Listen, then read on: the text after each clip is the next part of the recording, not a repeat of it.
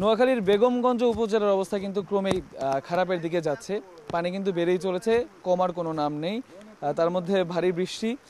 বেগমগঞ্জের একটি গ্রামের প্রধান সড়ক দিয়ে কিন্তু আমরা এখন যাচ্ছি। দেখতে পাচ্ছেন এখানে নৌকো নিয়ে যেতে হচ্ছে। নৌকা ছাড়া কিন্তু চলাচলের রাস্তা একেবারেই বন্ধ আমরা যতটুকু দেখেছি।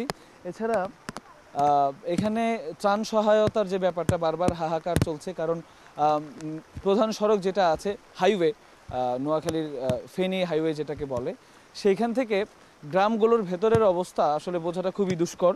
কারণ প্রধান সড়কে পানি না উঠলেও ভেতরে কিন্তু প্লাবিত। যেটা সবচেয়ে সমস্যা হয়েছে, যারা ত্রাণ সামগ্রী নিয়ে আসছেন তারা অনেক সময় হাইওয়ে থেকে দেখার চেষ্টা করেন যে কোন এলাকায় প্লাবিত আছে, তবে এলাকার ভেতরে না ঢুকলে কিন্তু এই চিত্রটা অন্তত দেখা মুশকিল, এবং কারা কারা কোথায় বিপর্যস্ত অবস্থা রয়েছে সেটা কিন্তু বোঝা অনেক মুশকিল। আমরা যতটুকু জেনেছি এই এলাকাগুলোতে খুব স্বাভাবিকভাবেই অনেকেই অন্তঃসত্ত্বা অনেক মায়েরা আছেন, এবং অনেক যারা নবজাতক আছেন তারা কিন্তু অনেকটাই স্বাস্থ্য ঝুঁকিতে রয়েছে বলে আমরা জেনেছি এদের কাছ থেকে, এবং ক্ষুধার তাড়নায় অনেকেই কিন্তু কষ্ট করছেন।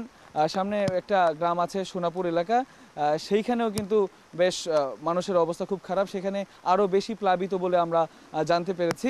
এবং সেখানকার মানুষগুলোকে খুব দ্রুতই যদি আশ্রয় কেন্দ্রে নেওয়া না হয় তাহলে কিন্তু আরও বেশি বিপর্যয় নেমে আসবে তাদের প্রতি।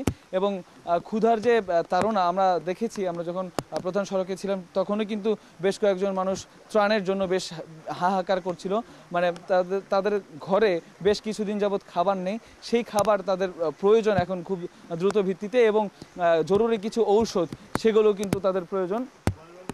এবং পানি যে পরিমাণে আসছে, আসলে রাস্তা চিনে এখানে ত্রাণ কার্যক্রম পরিচালনা করা বা উদ্ধার কার্যক্রম পরিচালনা করা সেটা কিন্তু কষ্টসাধ্য ব্যাপার হয়ে গেছে।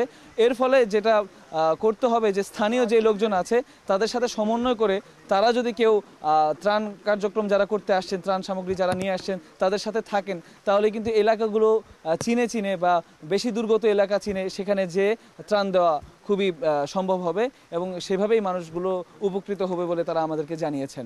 এই ছিল এখনকার মতো আমার কাছে সর্বশেষ।